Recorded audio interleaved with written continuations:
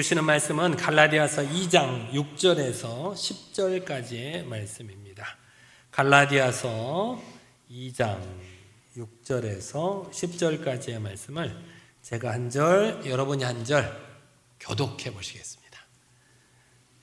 신약성경 302면입니다. 302면 갈라디아서 2장 6절에서 10절까지의 말씀을 봉독하겠습니다. 유력하다는 이들 중에 본래 어떤 이들이든지 내게 상관이 없으며 하나님은 사람을 외모로 취하지 아니하시나니 저 유력한 이들은 내게 의무를 더하여 준 것이 없고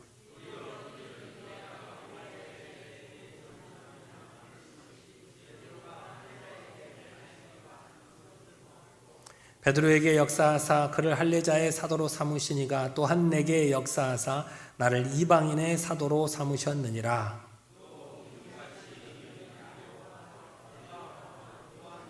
내게 주신 은혜를 알며 나와 바나바에게 친교의 악수를 하였으니 우리는 이방인에게로 그들은 할례자에게로 가게 하려 하며 같이 봉독합니다.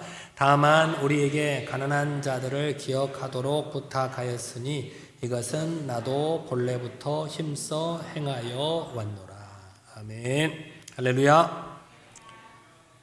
점심 맛있게 드셨습니까? 네. 찬양하실 때 힘차게 박수를 치며 찬양하셔야 소화도 되고, 그죠? 네. 은혜도 되고. 여러분은 취미가 있으세요? 취미. 어떤 취미를 가지고 계십니까? 취미가 없는 분도 계시긴 하죠. 뭔 취미일까? 저는 뭔 취미를 가지고 있는 것 같아 보이세요? 저의 취미는 뭘까요? 성경 읽기 아니에요. 취미. 저의 취미는 고치는 거예요. 고치는 거. 고장난 걸 고치는 거. 어렸을 때부터 취미였어요. 어렸을 때는 그래서 고치는 것보다 망가뜨리는 게 더 많았죠. 어렸을 때는 뭐 좋은 것만 사다 주면 다 풀어봐요. 나사란 다 풀러봐 우선. 그래놓고 조립을 못해. 그래서 망가뜨리는 것도 많죠. 어렸을 때부터 그런 걸 좋아하더라고요. 손재주도 있고. 커서는 지금은 어떨까요? 우리 아이들은 한 번도 고장난 것을 버린 적이 없습니다. 아빠한테 가져다 주면 다 고쳐주거든요. 거의 다 고쳐줍니다. 당연한 듯 알아요. 우리 딸내미도 얼마 전에 헤드폰을 툭 던져놓고 가요. 한쪽이 안 나와. 어쩌라고. 고쳐달라는 얘기죠. 고쳐달라는 얘기. 그래서 또 풀어서 해서. 그게 힘들고 어렵고 일같이 여겨지면 그걸 좋아라고 하지 않을 텐데요. 집사람 같은 경우는 저한테 그래요. 그 일처럼 느껴지는데 저한테는 그게 일이 아니에요. 왜 고장났는가 그거를 쳐다보고 고장난 원인이 뭔가 원리를 추정을 하고 그럼 어떻게 하면 고쳐질 수 있을 것인가 그거를 찾아가지고 원래대로 회복시켜 놓는 게 저한테는 재밌어요. 그래서 이렇게 요즘은 이제 가까운 건 눈도 잘 안 보이니까 그죠? 안경도 이렇게 위로 올려서 벗어야 되고 작은 거는 또 이렇게 벗어야 잘 보이잖아요. 옆에 그래서 저한테 집에 가보면 공구들도 많아요. 뭐 여러 가지 공구들 많이 있습니다. 웬만하면 다 집에서 고치려고. 교회에서도 어려서부터 이제 저 아버지가 이렇게 개척하신 교회에서 생활을 해왔기 때문에 습관이 된 것 같아요. 교회에서도 늘 고장난 것이 있으면 가서 고쳐야 돼요. 왜냐하면 주일날 우리가 예배를 드리잖아요. 주일날 뭐가 고장나면 AS 기사를 부르면 와요? 안 와요? 안 와요. 주일날 그 사람들도 쉬어야 되잖아요. 그러면 고장난 것을 고치지 못하니까 또 예배 드리는데 불편하고 어렵고 그러니까 어떻게 해요? 내가 고치고 만다. 그러다 보니까 이렇게 제가 고치게 되고 하나 둘 고치게 되고 또 교회에 필요한 것들은 그러다 보니까 많이 알게 되고 좀 더 잘 고치게 되고 우리 권사님들도 뭐 핸드폰에 이상이 있으면 다 저한테 갖고 오세요. 대부분은 권사님들의 핸드폰은 뭐 별 이상이 없어요. 몇 번 이렇게 터치만 해놓으면 원래대로 다 돌아오기는 하지만 뭐 고장 나면 저부터 불러요. 목사님, 이게 잘 안 돼요. 저게 잘 안 돼요. 저도 그런 것들을 이제 정 힘들고 어려우면 뭐 뒤늦게 해주고 못하게 쓰는 건 못하겠습니다라고 말을 하지만 할 수 있는 것은 맡겨놓고 가세요. 제가 또 이렇게 말씀 준비하다가 심심하거나 또 이렇게 정신이 멍멍할 때는 그것들을 붙들고 또 하고 있어요. 남들이 보면 아니 힘들고 어려운데 그것들을 또 붙들고 뭘 하시는 게 더 어려워 보이실 수 있지만 저한테는 그게 이제 회복의 시간이에요. 힐링의 시간이고. 미국에 어떤 한 사람도 취미가 있었어요. 미국의 신문사 편집장으로 일하는 사람인데 비교적 넉넉한 생활을 하는 사람이었고, 그래서 넉넉한 생활을 하면서 취미 활동을 하는데 이 사람의 취미가 뭘까요? 골동품 수집이 취미였답니다. 골동품 수집. 그래서 세계적으로 유명한 미술품이나 골동품 뭐 그런 것들을 다 이렇게 쫓아다니면서 그것들을 모아서 자기가 소장하는 것을 취미로 갖고 있었어요. 비싼 취미죠. 돈을 잘 벌었나 봐요. 그런 취미를 가지고 있는 거 보면. 그런데 어느 순간부터 그 취미가 자기 인생의 목적처럼 여겨졌어요. 그래서 항상 좋은 물건이 있으면 가서 자기가 경매에서 그걸 사가지고 자기한테 모아놓는 것을 취미로 갖다 보니까 어느 순간 그 취미가 자기 인생의 목표처럼 됐어요. 자기가 좋아하는 건 무조건 가야 돼. 가서 보고 무조건 사야 돼. 어떤 진귀한 미술품이 있다는 소식만 들으면 전 세계 어디라도 쫓아가서 기어이 그것을 사고 말았습니다. 그런 삶을 살아왔는데, 그래서 그는 유명한 미술품이나 골동품들을 많이 가지고 있었습니다. 어느 날 유럽 왕가에서 사용했던 도자기 하나가 있다는 것을 알게 됐습니다. 잡지에서 그 그림을 한번 봤는데 마음을 홀딱 뺏기고 말았어요. 야, 저걸 꼭 내가 가서 사고 말아야겠다. 그래서 그것이 어디 있는가 찾아봤는데 어디 있는지 정확하게 알 수가 없더래요.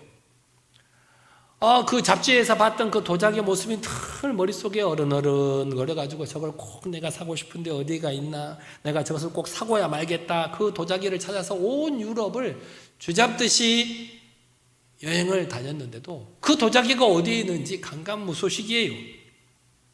이 귀중한 물건이 어디에 숨어 있는 걸까 안타까워하면서 그 도자기를 찾는 노력을 애써 해봤지만 못 찾으니까 실망하기 시작했어요. 도대체 이게 어디 있는 거예요? 아무리 찾아봐도 어디 있는지 알 수가 없네. 근데 어느 잡지에 또 다시 한번 그 도자기에 대한 이야기가 실렸어요. 그 도자기를 미국의 어떤 사람이 구입했다더라. 아니 이럴 수가, 내가 그렇게 온 유럽을 여행하면서 다녔는데 누가 내가 못 찾은 걸 찾아가지고 구입을 했다는 거야. 그 사람이 누구야? 이름을 보니까 자기 이름이 써져 있더래요. 자기 이름이 써져 있더래요. 그 잡지에. 누가 샀냐? 자기가 산 거예요.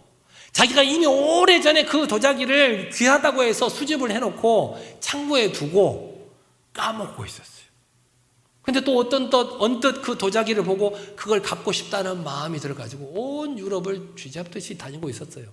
그 어디에 있었어요 그동안? 자기 집 창고에 고이 모셔두고 있었는데 그걸 모르고 그렇게 애를 썼다고 합니다. 이미 자기가 가지고 있는 것을 있는지도 모르고 소중한 것도 모르는 것, 그것이 바로 어리석음입니다. 어리석음. 은혜도 마찬가지입니다. 은혜도 우리에게 주신 은혜가 있는데 내게 주신 은혜를 은혜로 알 때만 우리에게 은혜가 됩니다. 하나님께서 내게 은혜를 주셨는데 그것을 내가 은혜로 알지 못해요. 하나님의 특별한 도우심이고 하나님께서 내게 거저 주신 것, 내가 얻을 수 없는 것들을 거저 주신 것을 깨닫지 못하면 하나님께 내게 은혜로 주셨지만 그게 내게 은혜가 되지 못하더라는 거예요. 복을 주셨지만 복이 되지 못하더라는 거예요. 여러분이 가지고 계신 가장 소중한 자기 자신, 자기의 건강, 지금 여러분이 살아가고 있는 삶의 현실, 그 의미를 깨닫지 못한다면 그 은혜가 여러분에게 은혜가 될 수 없고 그 하나님께서 여러분에게 주신 복이 여러분에게 복이 될 수 없음을 여러분들 깨달으셔야 됩니다. 그래서 내게 주신 은혜가 뭔가 한번 살펴보실 필요가 있어요. 내가 도저히 얻을 수 없는 거였는데 내게 주신 은혜가 뭔가. 이렇게 은혜를 제대로 모르는 사람은 다른 사람을 보면서 부러워해요. 저 사람은 저렇게 하나님의 큰 은혜를 받은 것 같아. 그 사람의 은혜를 부러워해요. 그런데 자기 자신은 행복하지 못해요. 그런데 다른 사람의 입장에서 보면 그 사람이 가진 은혜가 더 큰 것 같아요. 그래서 그 사람을 부러워하는데 정작 자기 자신은 자기에게 주신 은혜를 모르고 행복하지를 못하더라는 거예요. 은혜가 은혜되는 것은 하나님께서 주신 것을, 그 은혜를 깨달았을 때 은혜가 되는 것입니다.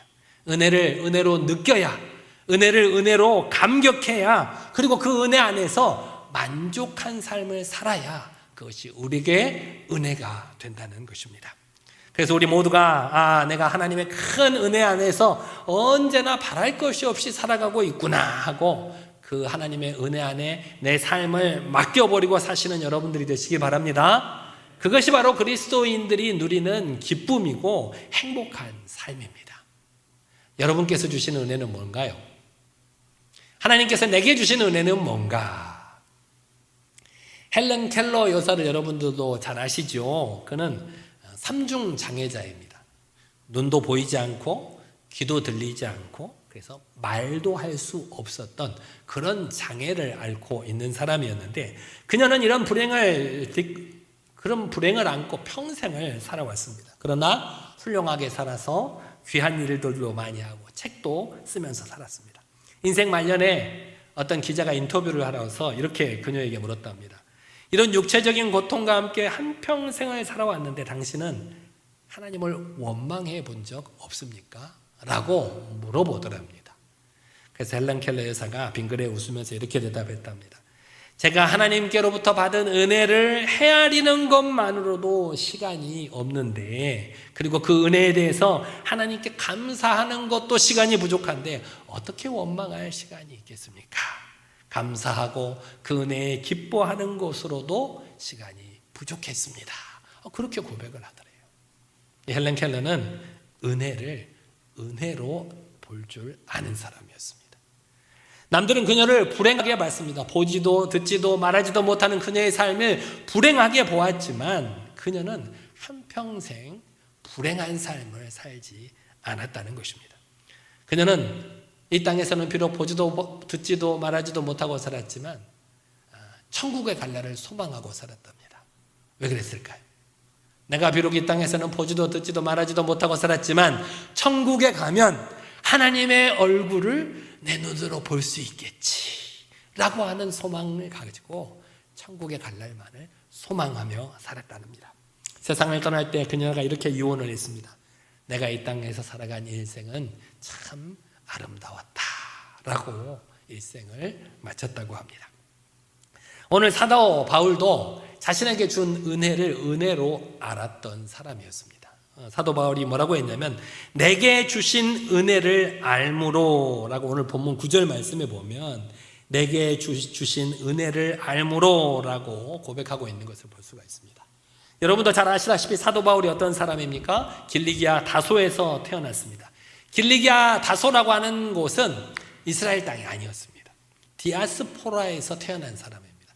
디아스포라 많이 들어보셨죠? 디아스포라가 어떤 뜻이냐면 그리스어인데 유대 민족이기는 하지만 이방인의 침략 때문에 유대 땅에서 태어나지 못하고 다른 나라 땅에서 태어나서 다른 나라에서 살아가는 사람, 그런 민족을 디아스포라라고 합니다. 그렇죠? 포로로 끌려가서 거기에서 태어나서 이방 땅에서 태어나서 이방 사람들과 함께 생활하는 사람을 디아스포라라고 하는데, 한마디로 자기 나라에서 태어나지 못했다는 거예요. 다른 나라에서 태어났는데 그 나라 사람이 되지는 못해요. 자기 부모님이 유대 사람이니까 그 나라에서 태어났지만 너는 유대 사람이다 라고 생각이 되어지죠. 한마디로 이방인의 삶을 살았다는 겁니다. 나그네의 삶을 살았다는 겁니다. 나그네의 삶이 그리 행복하지 않습니다. 그런데 사도 바울은 뒤늦게 이것이 이렇게 이방인의 땅에서 나그네로 살아가는 삶이 자신에게 얼마나 의미 있는 삶이었는가를 깨닫게 됩니다. 자기 나라에서 태어나지 못하고 다른 나라에서 태어난 것도 자신에게는 은혜였다고 고백하게 되었다는 겁니다. 사도 바울이 이방 땅에서 태어남으로 그는 태어나면서부터 두 가지 언어를 할 수 있었습니다. 무슨 언어와 무슨 언어냐? 헬라어와 히브리어 두 가지를 배울 수 있었습니다.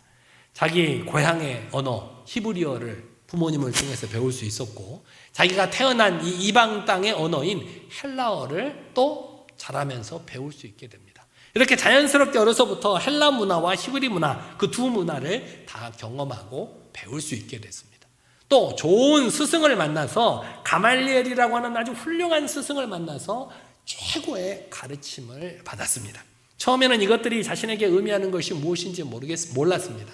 그저 좋은 가문에서 태어나서 외국어도 히브리어도 헬라어도 잘하고 두 문화도 잘 알고 좋은 스승 앞에서 최고의 교육을 받았으니까 내가 인생을 앞으로 살아갈 날이 좋을 날만 남았을 것이다. 자기 인생을 위한 것으로만 생각했는데 나중에 이것이 나에게 주신 은혜라고 하는 것을 뒤늦게 깨달을 수 있었다는 겁니다.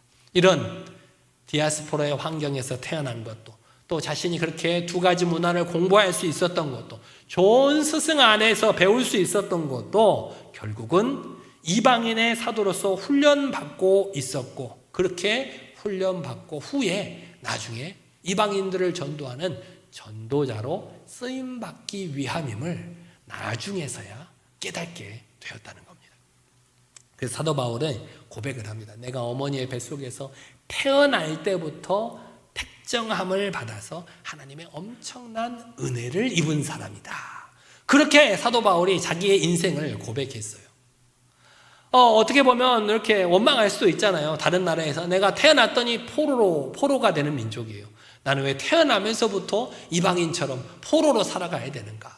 그 가운데서 두 가지 언어를 배우고 자기 딴에는 그 가운데서도 최대한 노력을 해서 잘 살아가 보려고 노력을 했겠죠. 그래서 두 가지 언어도 배우고 훌륭한 스승의 최고의 교육도 받고 자기의 인생을 스스로 개척하려고 그런 삶을 살아가는 것 같았는데, 나중에 보니까 하나님께서 그를 쓰시려고 그런 환경에서 태어나게 하시고 그런 교육을 받게 하시고 그러셨다는 거예요. 그뿐 아니라 하나님과 바울 사이에서는 또 다른 은혜가 있었습니다. 또 다른 은혜, 어떤 은혜였냐? 하나님께서 바울을 오래오래 참아주셨다는 겁니다. 바울을 참아주셨어요. 바울이 잘못된 길로 걸어갈 때가 있었죠. 예수 믿는 사람들을 핍박했잖아요. 그렇죠? 예수님이 있는 사람들을 잡아다가 고문하고 핍박하고 때로는 사형시키고 그런 일들을 이 사도 바울이 했는데, 어떤 마음으로 사도 바울이 했을까요?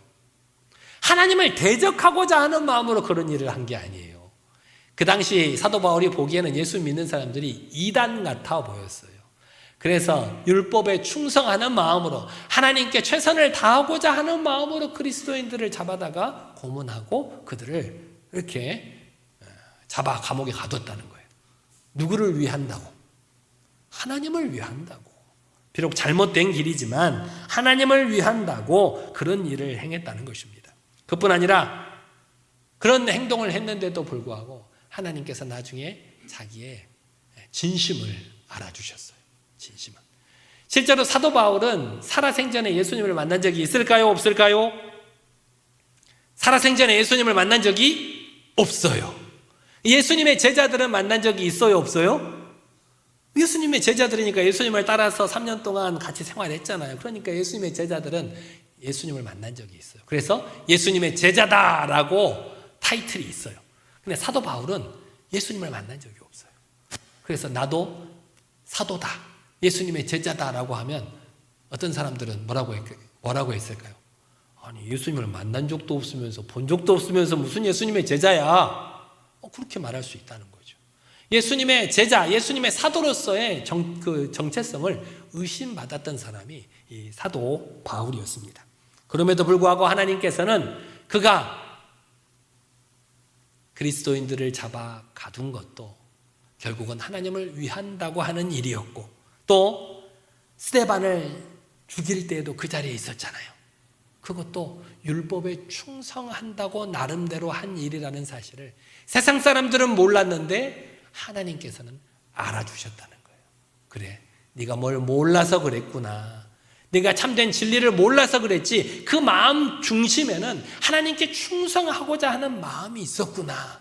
하나님께서 그거를 알아주셨다는 거예요. 그래서 바울은 하나님께 은혜였어요. 그게 세상 사람들은 자기를 보고 옛날에 너는 그리스도인들을 핍박했던 사람이잖아, 훌륭한 선지자를 죽였던 사람이잖아, 그렇게 자기를 비난하고 욕할 때 주님께서는 자신의 진심을 알아주시고 하나님의 사도로 불러주신 것에 감사할 수 있었다라고 하는 것입니다. 예수님께서 그 사도 바울을 부르셨어요. 사도 바울아, 내가 어렸을 때부터 너를 이렇게 훈련시켜 왔으니까 이제로부터 네가 나의 일을 할 때가 되었노라 라고 사도 바울을 부르신 게 아니에요. 강권적으로 부르셨죠. 사도 바울에게 물어봤어요? 안 물어봤을까요? 예수님께서 너가 내 제자가 될래 말래 물어봤을까요? 안 물어봤을까요? 안 물어봤어요. 야, 너 당장 이리 와. 딱 잡아가셨죠.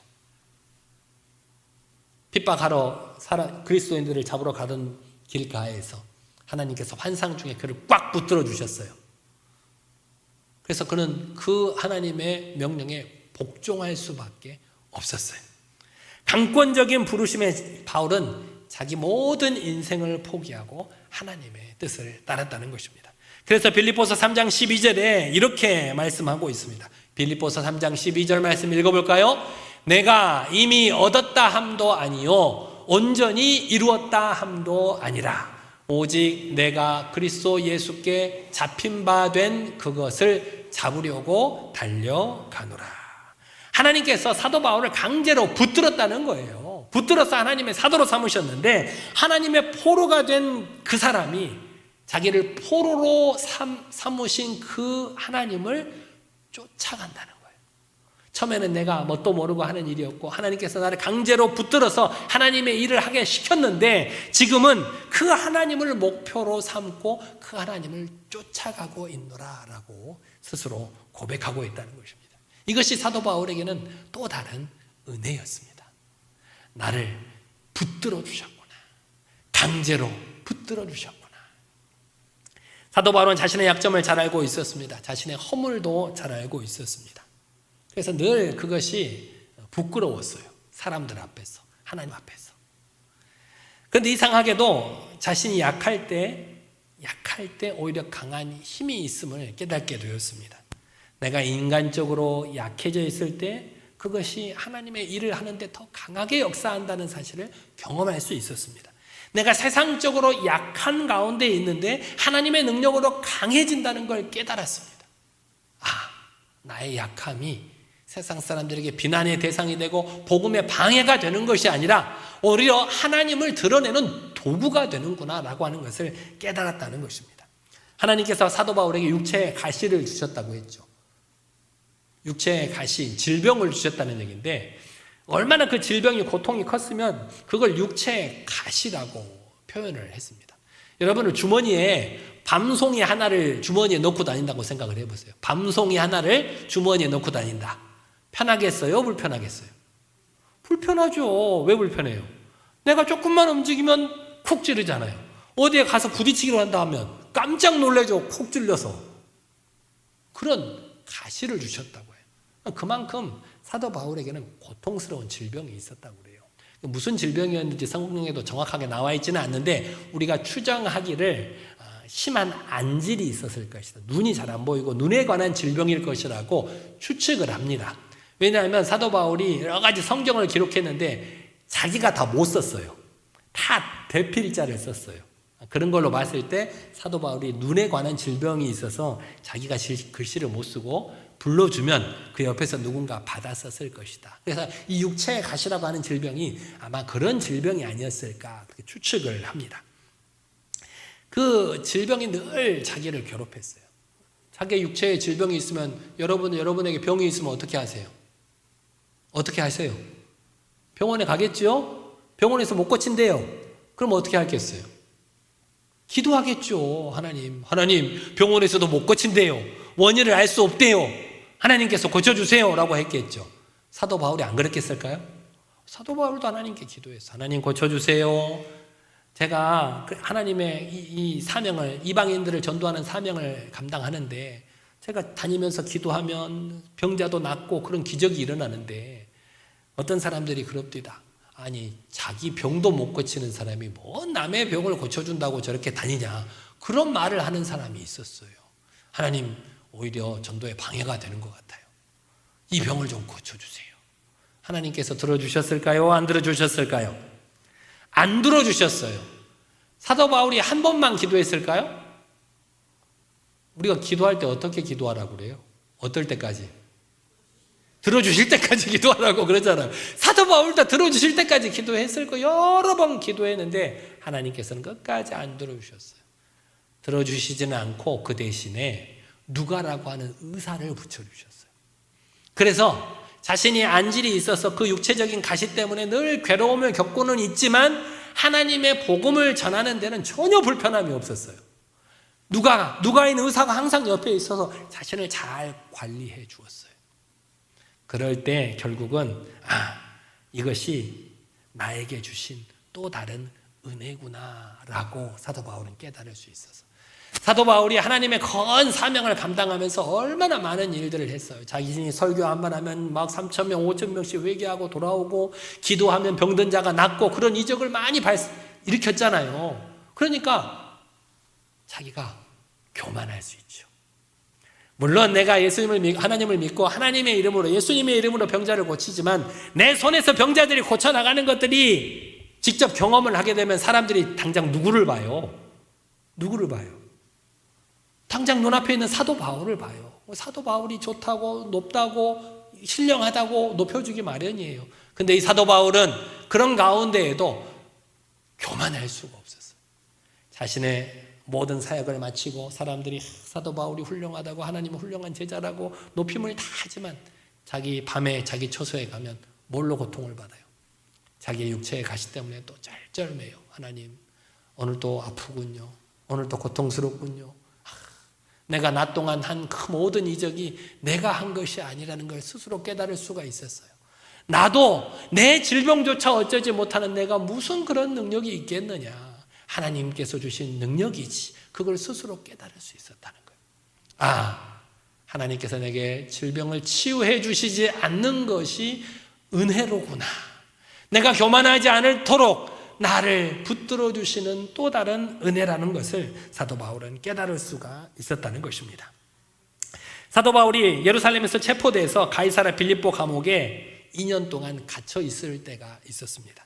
또 배를 타고 로마로 갈 때도 또 바울이 탄 배가 파손되어서 또 로마에 도착해서도 몇 년 동안이나 음침한 지하에서 감옥살이를 해야 했습니다. 사도 바울이 이 로마로 가고자 한 것은 왜 가고자 했을까요? 복음을 증거하고자, 땅끝까지 복음을 전해라 라고 하는 하나님의 말씀에 순종하겠다는 마음으로 로마로 가게 된 거예요. 그런데 정작 로마로 가보니까 어디에 갇혀 있어요? 지하 감옥에 갇혀 있어요.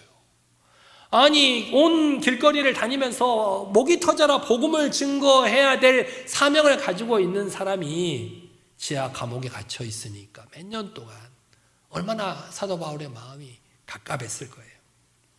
아니 내가 복음을 전하러 왔는데 내 죄가 분명하게 드러난 것도 아닌데 억울하게 감옥에 몇 년 동안 갇혀 있으니까 얼마나 답답하고 얼마나 억울했겠어요. 그런데 조금씩 감옥 생활을 하면서 바울은 하나님의 섭리를 깨닫게 됩니다. 복음이 자신을 지키는 친위대에게 전파되게 됩니다. 왕의 군사, 왕을 지키는 군사에게 복음이 들어가게 돼요. 그도 친위대를 통해서 또 로마에 사는 고위 관료들에게 복음이 점점 전달되기 시작합니다. 자기가 감옥에 있었지만 감옥에서 만난 사람들 또 감옥에를 지키는 군인들 그들에게 복음을 전하다 보니까 그 소문이 점점 퍼져서 로마의 고위 관료들에게도 복음이 전파되더라는 겁니다. 빌립보서 1장 12절 말씀에 그래서 사도 바울이 이렇게 고백했습니다. 같이 한번 읽어보겠습니다. 형제들아 내가 당한 일이 도리어 복음 전파에 진전이 된 줄을 너희가 알기를 원하노라. 내가 당한 일이 뭐예요? 죄가 분명하게 있는 것도 아닌데 로마 감옥에 갇혀가지고 지하 감옥에 갇혀서 몇 해 동안을 보낸 것이 정말 억울하고 부조리한 일이었지만 그 부조리했던 현실이 결국은 잘못된 일이 아니었더라는 거예요. 하나님께서 계획하신 일이었다. 하나님께서 실수하시는 게 아니었다는 것을 뒤늦게야 깨달을 수가 있었다는 것입니다. 하나님의 놀라운 역사가 조용히 자신의 삶을 통해서 이루어지고 있는 것을 깨달을 수가 있었다는 것입니다. 그렇게 하나님의 큰 계획 속에 사도 바울 자신이 있음을 바울은 깨닫고 하나님의 은혜에 감사드릴 수가 있었다는 것입니다. 또 바울은 이뿐만 아니라 자신이 맡은 바의 은혜를 알았습니다. 오늘 본문에도 보면 베드로에게는 누구를 맡겼다고 그랬어요? 베드로에게는 유대인들을 맡기고 사도 바울에게는 누구를 맡겼어요? 이방인들을 맡겼다고 그랬죠. 사도 바울, 예수님의 제자들은 유대인들을 전도하는 일을 맡았고 예수님의 제자는 아니지만 예수님께 강제적으로 붙들려온 자기는 누구를? 이방인을 전도하는 사명을 맡았구나. 자기가 맡은 일에 대해서 잘 알고 있었어요. 그래서 부끄러워하지 않았어요. 세상 사람들이 너는 예수님을 만난 사람이 아니잖아, 너는 사도로 부를 만한 사람이 아니잖아 라고 하는 그런 비난 가운데에서도 전혀 부끄러워하지 않고 예수님의 제자들과도 교류를 하면서 서로 맡은 바 주님께서 우리에게 맡겨주신 일에 최선을 다하자. 너희들은 유대인을 전도하는데 애를 쓰고 나는 이방인을 전도하는데 최선을 다하겠다. 그렇게 교류할 수가 있었다는 것입니다. 요즘을 살아가는 사람들을 보면 너무 조급하게 살아가는 사람들이 많이 있습니다. 자기가 심고 꼭 자기가 거두려고 하는 사람이 있습니다. 우리가 전도할 때도 마찬가지죠. 내가 믿지 않는 사람들을 전도해야겠다라고 마음을 먹었어요. 그래서 목사님이 믿지 않는 사람 한 명씩 써내라, 같이 기도하고 전도하자 그러면 그 사람을 누가 전도해야 돼요? 자기가 써냈으니까 누가 전도해야 돼요? 자기가 전도해야 될 거 아니에요. 그런데 아무래도 전도가 안 돼요. 그래 답답하고 왜 교회 가자는데 안 될까 고민하는데 복음은 그런 게 아니더래요. 복음은 심는 사람이 있고 물 주는 사람이 있고 가꾸는 사람이 있고 거두는 사람이 다 따로 있더래요. 그런데 우리는 너무나도 조급한 마음에 내가 심었으니까 누가 거둬야 돼요? 내가 거두어야 돼. 내가 사과나무를 심었어요. 그러면 누가 따먹으려고 해요? 내가 따먹으려고 해야죠. 빨리빨리 거름도 많이 주고 해서 사과나무 열매가 주렁주렁 열려서 내가 따서 먹어야 직성이 풀리죠. 내가 먹을 수 없다는 사실을 알면 가꿀까요? 안 가꿀까요? 소홀히 하게 될걸요. 근데 복음은 그게 아니라는 거예요. 당장 내가 결실을 거두지 못하더라도 누군가 다른 사람이 결실을 거둘 수 있다는 거예요. 그래서 우리는 나에게 맡겨진 일에 최선을 다해야 돼요. 내가 복음을 전하는 일에 최선을 다하도 그 사람이 돌덩이같이 변하지 않더라도 언젠가는 그 사람이 누군가에 의해서 물을 받게 될 것이고 누군가에 의해서 또 키움을 받게 될 것이고 또 누군가에 의해서 추수하게 될 것이라는 걸 믿고 최선을 다하는 저와 여러분 모두가 되시기를 바랍니다. 안 믿는 사람을 전도하기 위해서는요, 평균적으로 한 8번 정도의 이렇게 터치가 필요하대요. 터치가. 그러니까 내가 그 사람을 처음 이렇게 전도했다고 내가 전도할 수 있는 것이 아니라 내가 복음을 전했으면 또 다른 사람이 전하고 또 다른 사람의 은혜를 받고 또 다른 사람이 성장을 시키고 제일 마지막에 8번째로 그 사람을 만난 사람이 드디어 그 사람을 믿는 사람으로 모셔오게 되더라는 거예요. 그때까지 우리는 포기하지 않고 내가 지금 심으면 누군가는 물을 주리라. 내가 지금 물을 주면 누군가는 열심히 키우리라. 내가 열심히 키우면 누군가는 그 열매를 거두리라. 그런 마음으로 전도하기를 쉬지 않는 여러분들 되시기를 바랍니다. 이게 바로 복음의 원리입니다. 사도 바울도 그 원리를 잘 알고 있었어요. 그래서 나는 심었노라 누군가 거두게 되겠지 라고 하는 마음으로 복음 전파에 최선을 다했다는 것입니다. 사도 바울은 이렇게 진실한 마음을 가지고 있었고 그 진실한 마음을 하나님께 인정받았던 사람이었습니다. 하나님께서 자신에게 주신 은혜를 잘 알았어요. 자신이 그런 삶 가운데 태어나게 하시고 그런 공부를 하게 하신 것도 나를 이방인의 사도로 쓰기 위해서였구나 라고 나중에 고백하게 됐고 자기를 또 자기에게 주신 그런 질병조차도 자기가 교만하지 않게 되는 은혜였구나 라고 하는 것을 고백할 수 있었어요. 그렇게 자신에게 주신 은혜를 잘 알았고 그렇기 때문에 하나님께 충성할 수 있었습니다. 또 하나님의 은혜를 깨달았기 때문에 하나님께 감사할 수 있었어요. 내가 질병 가운데 자기의 육체의 가시 같은 질병 가운데 고통스러워하면서도 사도 바울은 뭐라고 했어요? 하나님 감사합니다. 하나님 내가 교만하지 않도록 이렇게 깨우쳐 주심에 감사합니다. 하나님의 은혜를 아니까 그 고통 가운데서도 감사할 수 있었다는 것입니다. 또 그 은혜 안에 살아감으로 자신의 마음을 열 수가 있었어요. 사도 바울이 얼마나 많이 배운 사람이에요. 율법도 많이 배우고 또 옳고 그런 걸 누구보다도 잘하는 사람이지만 이방인을 전도하면서 마음이 넓어졌어요. 누구든지 용서할 수 있게 됐고 누구든지 사랑할 수 있게 됐고 누구든지 함께 할 수가 있게 되었다는 거예요. 왜냐하면 서로 다르다는 것을 알거든요. 나와 내가 다르고 우리의 생각이 다르다. 그래서 내가 예수님을 전할 수만 있다면 그 사람의 부족함, 연약함이 내게 마음에 들지 않더라도 그것을 수용할 수가 있게 된 거예요. 마음이 열려진 거죠. 그런 마음으로 이방인들을 주님께로 전도할 수가 있었다는 것입니다. 성도 여러분, 이렇게 하나님께서 주신 은혜가 우리 각자에게 있습니다. 여러분이 받으신 은혜가 다 달라요. 다 달라. 하나님께서 나에게 주신 은혜가 뭘까 한번 생각해 보시면 좋겠어요. 여러분에게 주신 은혜는 뭘까요? 하나님께서 나에게 주신 은혜가 뭘까? 은혜가. 그 내 안에서 진실한 삶을 살아갈 때 우리도 사도 바울처럼 하나님께 귀한 쓰임을 받는 하나님의 거룩한 백성이 될 줄 믿습니다. 여러분들께서 하나님께서 여러분 각자에게 주신 그 은혜를 깨닫고 그 은혜 안에 자신의 삶을 맡겨드리시기를 바랍니다. 오늘 또 오전 말씀에서 말씀드린 바와 같이 하나님께서 내게 주신 이 삶의 현실에 충실하고 성실하게 내 삶을 아름다운 집으로 가꾸어 갈 수 있는 저와 여러분 모두가 되시기를 바랍니다.